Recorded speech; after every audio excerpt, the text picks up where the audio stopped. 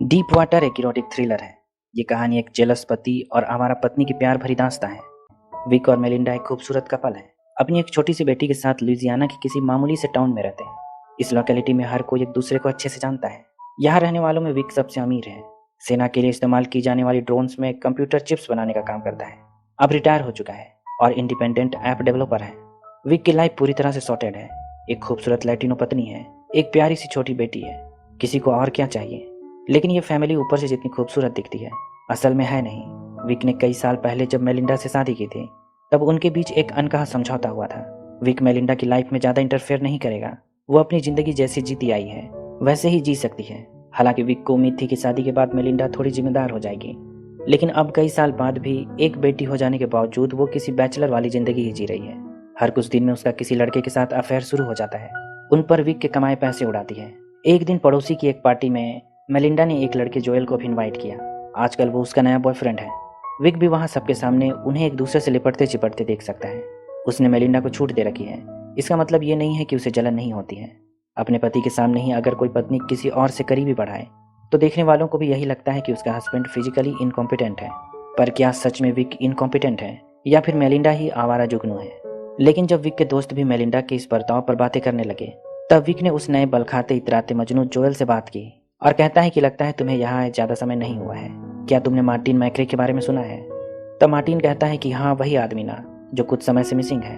तब विक कहता है कि वो भी उसकी पत्नी का दोस्त था, काफ़ी मिला करते थे, अच्छे दोस्त थे दोनों। विक कहता है कि मैंने उसे मार दिया। ये सुनकर जोएल की तो हवा टाइट हो गई, खून ठंडा हो गया, सारा हार्मोन दिमाग से तलवे पर उतर आया। वो पार्टी बीच में ही छोड़कर वहाँ से चला गया। मेलिंडा को भी समझ नहीं आ रहा है कि आखिर बात क्या है। जोएल अचानक से पार्टी छोड़कर क्यों भाग गया? जरूर विक ने ही उसे कुछ उल्टा सीधा कहा होगा। मेलिंडा के लिए जिंदगी का मतलब केवल मौज मस्ती है। उसे तो अमेरिकन सोसाइटी भी रिग्रेसिव लगती है। उसे यहाँ और खुलापन चाहिए। मेलिंडा के उलट विक शांत स्वभाव का है, एक इंटेलेक्चुअल है। उसकी बेटी ट्रिक्स भी अपने बाप पर ही गई है। उसका मन पढ़ाई लिखाई और साइंस में ज़्यादा लगता है। बाप बेटी में अच्छी बनती है। अगले दिन जब विक अपने दोस्तों से मिलता है, वे उसे कहते हैं कि तुम जानते हो ना कि तुम्हारी पत्नी कितनी चौपट किस्म की औरत है। अगर वो इसी तरह गॉसिप करता रहा कि उसने मार्टिन मैक्रे का मर्डर किया है तो किसी दिन बड़ी समस्या में पड़ जाएगा। जब मेलिंडा को इस गॉसिप के बारे में पता चला, तब वो उसे कोसती है। कहती है कि मार्टिन उसका अच्छा दोस्त था, न जाने उसके साथ क्या हुआ होगा, किस हाल में होगा बेचारा। वो इतना इनसेंसिटिव कैसे हो सकता है कि उस पर जोक मार रहा है? क्या उसे शर्म नहीं आती है? उसने मार्टिन के बारे में जो कुछ भी कहा है, इसके लिए उसे जोएल से माफ़ी मांगनी होगी। और ना सिर्फ माफ़ी मांगनी होगी, उसे डिनर पर इन्वाइट भी करना होगा। मेलिंडा के बुलाने पर जोएल भी डिनर में आ जाता है। अब कोई डर नहीं, क्योंकि जो कुछ भी विक ने उस दिन कहा था सब एक तरह का मजाक भर था। मेलिंडा भी इतनी खूबसूरत है कि जोएल से रहा नहीं गया। अगर विक की कहानी में थोड़ी सच्चाई भी है तो भी उसकी खूबसूरत पत्नी के लिए इतना रिस्क उठाया जा सकता है। लेकिन जब देर रात तक जोएल घर पर ही रुका हुआ था, तब विक ने अकेले में उसे कहा कि उसने सच में मार्टिन मैक्रे को एक हथौड़े से मारा था और वो इस बात पर कॉन्फिडेंट है। इस बार जब जोएल वहां से गया तो फिर कभी मेलिंडा से नहीं मिला। होशियार था, बेमतलब में उसके साइकोपैथी से क्यों उलझे। एक शादीशुदा औरत के लिए जान खतरे में डालना अच्छा आइडिया नहीं है। एक दिन उस लोकेलिटी में एक लेखक रहने आया। उसका नाम डॉन विल्सन है। उसकी एक जवान पत्नी है। इस वेलकम पार्टी में लोकल्स ने पहली बार विक का एक अलग ही रूप देखा। राइटर की पत्नी के साथ वो डांस कर रहा है। किसी ने नहीं सोचा था कि विक डांस भी कर सकता है। नेचुरली वो बड़ा खुश नजर आ रहा है। इतना हल्का तो वो अपनी पत्नी मेलिंडा के साथ भी नजर नहीं आता है। जब मेलिंडा की फ्रेंड्स इस बारे में बातें करते हैं तो मेलिंडा को बड़ी चिढ़ होने लगती है। घर लौटते वक्त वो विक की अच्छे से खबर लेती है। कहती है कि गाड़ी एक्सीडेंट करा देगी। एक दिन विक को बैंक से फ़ोन आता है कि उसकी पत्नी ने एक चेक इशू किया है, पर उसकी पत्नी के अकाउंट में उतने पैसे नहीं हैं। अगर वो इस अकाउंट में फंड ट्रांसफ़र कर दे या ओवरड्राफ्ट का परमिशन दे तो चेक क्लियर कर दिया जाएगा। विक पूछता है कि मेलिंडा ने किसके नाम पर चेक इशू किया है। तब बैंकर बतलाता है कि कोई मिस्टर चार्ल्स डिलायल हैं। पियानो लेसन की फ़ी पेमेंट के नाम पर चेक काटा गया है। अमाउंट पूछने पर पता चलता है कि यह $3000 है। पियानो लेसन के नाम पर यह एक बहुत बड़ी रकम है। विक समझ जाता है कि आजकल उसकी पत्नी मेलिंडा चार्ल्स डिलायल नाम के किसी म्यूजिक टीचर के चक्कर में है और उस पर उसके कमाए पैसे उड़ा रही है। मेलिंडा का फिर से वही सब शुरू हो गया। नशे में धुत लेट से घर आना, घर और बच्चे की कोई जिम्मेदारी नहीं। विक के लिए अच्छा है कि उसे डाइवोर्स दे दे, कम से कम चैन से जी सकेगा। लेकिन विक भी अलग ही मिट्टी का बना है। कोई भी दूसरा आदमी होता तो मेलिंडा को लात मारकर घर से निकाल देता। भले डाइवोर्स के नाम पर आधी प्रॉपर्टी चली जाती, पर सम्मान के साथ जीना भी एक चीज होती है। अब तो हद हो गई। एक पूरी रात मेलिंडा घर नहीं आई। लगता है मामला सर के ऊपर जाने लगा है। विक के सामने ही अपने बॉयफ्रेंड की तारीफ करती है, जरा भी शर्म नहीं है। जब विक के एक दोस्त के घर में पार्टी हो रही थी, मेलिंडा ने वहां अपने बॉयफ्रेंड चार्ल्स डिलायल को भी बुला लिया।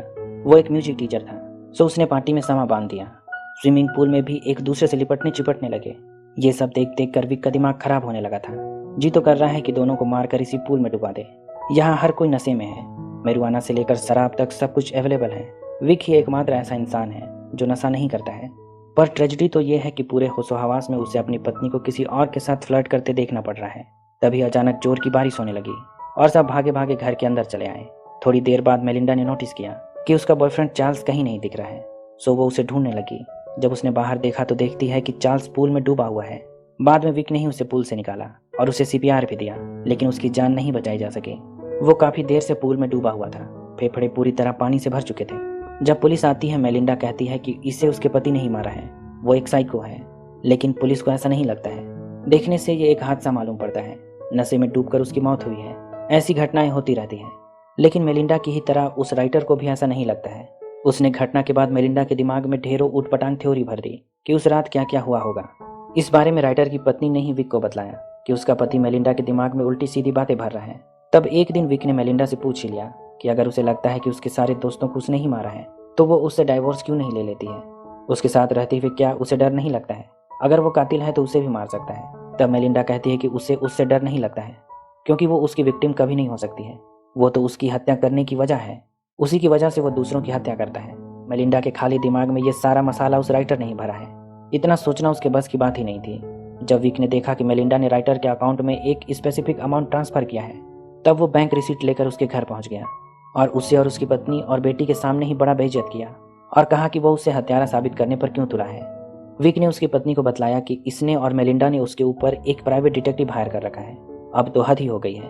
पूरे टाउन में ये गॉसिप घूमने लगे हैं कि विक ने अपनी पत्नी के नए आशिक चार्ल्स डे लायल की पूल में डुबाकर हत्या कर दी है। उसकी बेटी के स्कूल में भी बच्चे पूछा करते हैं कि उसके पिता ने ऐसा कैसे किया होगा। इसलिए एक दिन छोटी ट्रिक्स भी अपने पिता से यह बात पूछ ही लेती है कि उसने आखिरकार चार्ल्स को डुबाया कैसे। लेकिन विक उसे समझाता है कि उसने ऐसा कुछ नहीं किया है। अगर वो ऐसा करता तो पुलिस उसे पकड़कर हमेशा के लिए जेल में डाल देती। चार्ल्स के मरने के कुछ दिन बाद ही मेलिंडा का फिर से नया अफेयर शुरू हो गया। आखिर वो कब रुकेगी? ये लड़का मेलिंडा का स्कूल फ्रेंड है और अब एक बड़ा कॉन्ट्रैक्टर बन चुका है। टोनी पहला ऐसा लड़का है जिससे मिलने पर विक को भी लगता है कि इसमें थोड़ा दिमाग है। उसने उसे अपने घोंघे के फार्म भी दिखलाए, जिसे उसने बड़े शौक से बनाया है। एक दिन विक टोनी से रास्ते में यूं ही मिल गया और कहता है कि मेलिंडा काफी समय से यह प्लान कर रही थी कि एक आउट हाउस बनाए। टोनी भी फ्री था, इसलिए उसके साथ साइट देखने चला गया। विक उसे उस जंगल वाले रास्ते में ले गया जहां वो हर रोज साइकिलिंग के लिए जाया करता है। वो आज बड़ी रफ गाड़ी चला रहा था। जाहिर है कि उसका मूड ठीक नहीं है। जब वे उस साइट पर पहुंचते हैं, विक एक पत्थर उठाकर टोनी के सर पर मारता है। टोनी समझ जाता है कि आज उसके साथ क्या होने वाला है। वो उससे माफी मांगने लगता है, लेकिन विक ने आज तक किसी पर रहम नहीं किया है। उसी ने मार्टिन मैक्रे को मारा था और लाश जंगल में फेंक दी थी। उसी ने उस piano teacher Charles de Lyell को भी पूल में डुबा कर मारा था। अगर जोएल उसकी बात ना मानता तो वो उसे भी मारकर कहीं ठिकाने लगा देता। आज बारी उसकी है, वो टोनी को छोड़ेगा नहीं।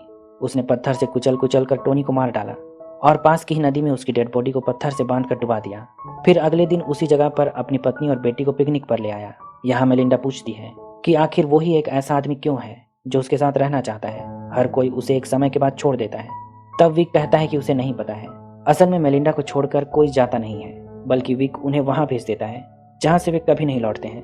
आज तक ना जाने उसने कितनों को मारा है और आगे कितनों को मारेगा। यहाँ विक नोटिस करता है कि टोनी की डेड बॉडी पानी में ऊपर आ गई है, इसलिए अगले दिन फिर से इसे ठिकाने लगाने वापस उसी जगह लौटता है। लेकिन इस बार उसकी किस्मत खराब है। उसे writer Don Wilson dead body के साथ देख लेता है। तब राइटर जान छुड़ाकर वहां से भागता है। कार में भागते हुए वो जितना डरा हुआ है उतना उत्साहित भी है, क्योंकि उसकी थ्योरी सही निकली। विक हर उस आदमी को मारता है जो उसकी पत्नी के करीब आता है, लेकिन ऊपर से ऐसे दिखाता है जैसे उसे कोई फर्क ही नहीं पड़ता हो, पर अंदर से वो एक नंबर का साइको है। विक भी अपनी साइकिल से डॉन का पीछा कर रहा है और पहाड़ी से शॉर्टकट लेकर सीधे डॉन की कार के सामने आ जाता है। तब डॉन कार का स्टीयरिंग तेजी से घुमाता है और कार पहाड़ी से नीचे कूदा देता है। राइटर डॉन विल्सन का भयंकर एक्सीडेंट हुआ। इस तरह विक की करतूत के एकमात्र गवाह की भी मौत हो गई। इधर घर में मेलिंडा ने जब विक के घोंघे के फार्म में थोड़ी ताका झांकी की तो उसे वहां टोनी का पर्स मिला। वो देखते ही समझ गई कि विक ने टोनी को मार दिया है, यानी वो हर उस आदमी को मारता है जिससे उसका अफेयर होता है। लेकिन मेलिंडा ने पुलिस को इसकी खबर नहीं दी, बल्कि सबूत चला दिए। वो समझ गई कि उसके पति की तरह उसका आशिक उसे पूरी दुनिया में कहीं नहीं मिलेगा। पर क्या वो अब भी सुधरेगी या फिर उसके पति के हाथों किसी और की जान जाएगी? इसी अप्रत्याशित संभावना के साथ ये साइकोटिक कहानी खत्म हो जाती है। उम्मीद करता हूँ कि स्टोरी पसंद आई होगी। अगर ऐसा है तो वीडियो को लाइक, शेयर और चैनल को सब्सक्राइब कर दें।